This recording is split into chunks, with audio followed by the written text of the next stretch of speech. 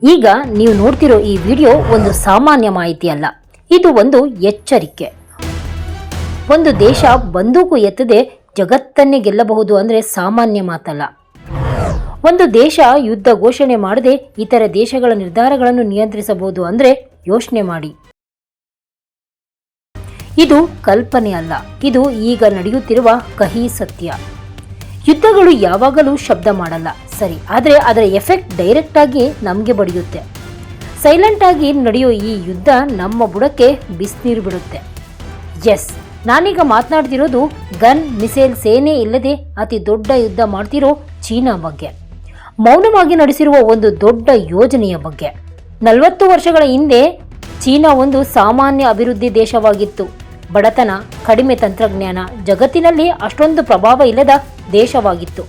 ಆದರೆ ಇವತ್ತು ಚೀನಾ ವಿಶ್ವದ ಅತಿ ದೊಡ್ಡ ಉತ್ಪಾದನಾ ಕೇಂದ್ರ, ತಂತ್ರಜ್ಞಾನದಲ್ಲಿ ವೇಗವಾಗಿ ಬೆಳೆಯುತ್ತಿರುವ ದೇಶ. ಇವತ್ತು ಅಮೆರಿಕಕ್ಕೂ ಸವಾಲು ಹಾಕುವ ಶಕ್ತಿಶಾಲಿ ದೇಶವಾಗಿ ಬೆಳೆದಿದೆ. ಆದರೆ ಅದು ನೇರವಾಗಿ ಅಮೆರಿಕ ಜೊತೆ ಯುದ್ಧ ಮಾಡ್ತಾ ಇಲ್ಲ ತಾನೆ. ಆದರೆ ಶಕ್ತಿಶಾಲಿ ಹೇಗಾಯಿತು? ಇದು ಅಚಾನಕ್ ಆಗಿ ನಡೆದಿಲ್ಲ. ಇದರ ಹಿಂದೆ ಇದೇ ದೀರ್ಘಕಾಲೀನ ಯೋಜನೆ.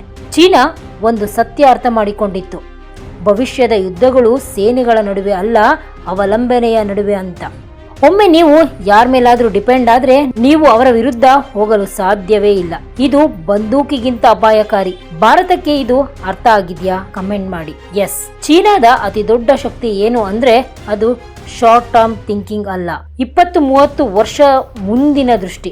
ಭವಿಷ್ಯದ ಶಕ್ತಿ ಅಂದ್ರೆ ಯುದ್ಧ ಗೆಲ್ಲೋದು ಅಲ್ಲ, ಆಧಾರಿತವಾಗಿಸುವುದು. ಒಮ್ಮೆ ಒಂದು ದೇಶ ನಿನ್ನ ಮೇಲೆ ಆರ್ಥಿಕವಾಗಿ, ತಂತ್ರಜ್ಞಾನವಾಗಿ ಡಿಪೆಂಡ್ ಆಗಿದ್ರೆ ಯುದ್ಧವೇ ಬೇಡ. ಆ ಸೀಕ್ರೆಟ್ ಪ್ರಾಜೆಕ್ಟ್ ಒಂದು ಸಿಸ್ಟಮ್, ಒಂದು ಜಾಲ.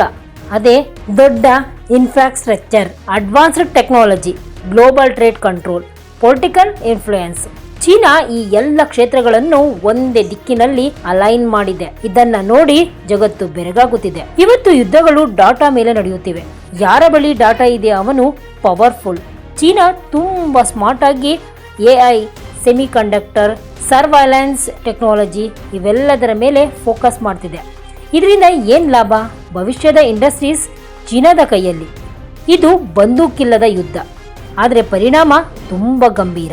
ಈ ಯೋಜನೆಯ ಪರಿಣಾಮ ಕೇವಲ ಚೀನಾಕ್ಕೆ ಸೀಮಿತ ಅಲ್ಲ, ಅನೇಕ ದೇಶಗಳು ಚೀನಾದ ಹಣ, ಇನ್ಫ್ರಾಸ್ಟ್ರಕ್ಚರ್, ಟೆಕ್ನಾಲಜಿಯ ಮೇಲೆ ಡಿಪೆಂಡ್ ಆಗುತ್ತಿವೆ. ಒಮ್ಮೆ ಡಿಪೆಂಡೆನ್ಸಿ ಬಂದ ಮೇಲೆ ಡಿಸಿಷನ್ ಫ್ರೀಡಮ್ ಕಡಿಮೆಯಾಗುತ್ತೆ.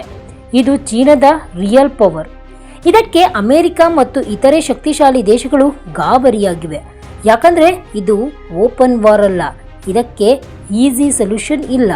ನೀವು ಒಂದು ದೇಶದ ಮೇಲೆ ಆರ್ಥಿಕವಾಗಿ ಡಿಪೆಂಡ್ ಆಗಿದ್ರೆ ಒಮ್ಮೆಲೆ ಹೊರಬರೋದು ಆಲ್ಮೋಸ್ಟ್ ಇಂಪಾಸಿಬಲ್. ಇದನ್ನೆಲ್ಲ ಕೇಳಿ ನಮಗೆ ಪ್ರಶ್ನೆ ಬರಬೇಕು, ಇದು ನಮಗೆ ಯಾಕೆ ಮುಖ್ಯ ಅಂತ. ಯಾಕಂದ್ರೆ ನಮ್ಮ ಉದ್ಯೋಗಗಳು, ನಮ್ಮ ಇಂಡಸ್ಟ್ರೀಸ್, ನಮ್ಮ ಫ್ಯೂಚರ್ ಡಿಸಿಷನ್ಸ್ ಇದರಿಂದ ಪ್ರಭಾವಿತವಾಗಬಹುದು. ಅವೇರ್ನೆಸ್ ಇಲ್ಲದಿದ್ದರೆ ನಾವು ಅನ್ನೋಯಿಂಗ್ಲಿ ಡಿಪೆಂಡೆನ್ಸಿ ಟ್ರ್ಯಾಪ್ಗೆ ಬೀಳಬಹುದು. ಇವತ್ತು ಜಗತ್ತಿನಲ್ಲಿ ಅತಿ ಬಲಿಷ್ಠ ದೇಶ ಅಂದ್ರೆ ಅತಿ ಹೆಚ್ಚು ಸೇನೆ ಇರುವ ದೇಶ ಅಲ್ಲ, ಅತಿ ಹೆಚ್ಚು ಯೋಜನೆ, ತಾಳ್ಮೆ ಮತ್ತು ದೂರದೃಷ್ಟಿ ಇರುವ ದೇಶ.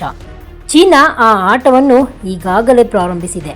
ಹಾಗಾಗಿ ಇಲ್ಲಿ ಪ್ರಶ್ನೆ ಒಂದೇ, ನಾವು ಗಮನಿಸುತ್ತಿದ್ದೇವಾ ಮತ್ತು ಜಗತ್ತು ರೆಡಿ ಇದೆಯಾ? ಈ ವಿಡಿಯೋ ಫಿಯರ್ ಸ್ಪ್ರೆಡ್ ಮಾಡಲು ಅಲ್ಲ, ಥಿಂಕಿಂಗ್ ಸ್ಟಾರ್ಟ್ ಮಾಡಲು. ಇದು ನಿಮಗೆ ವ್ಯಾಲ್ಯೂ ಕೊಟ್ಟಿದ್ರೆ ಲೈಕ್ ಮಾಡಿ, ಶೇರ್ ಮಾಡಿ. ಯಾಕಂದ್ರೆ ಇವತ್ತು ಇಗ್ನೋರೆನ್ಸ್ ಅತಿ ದೊಡ್ಡ ಅಪಾಯ.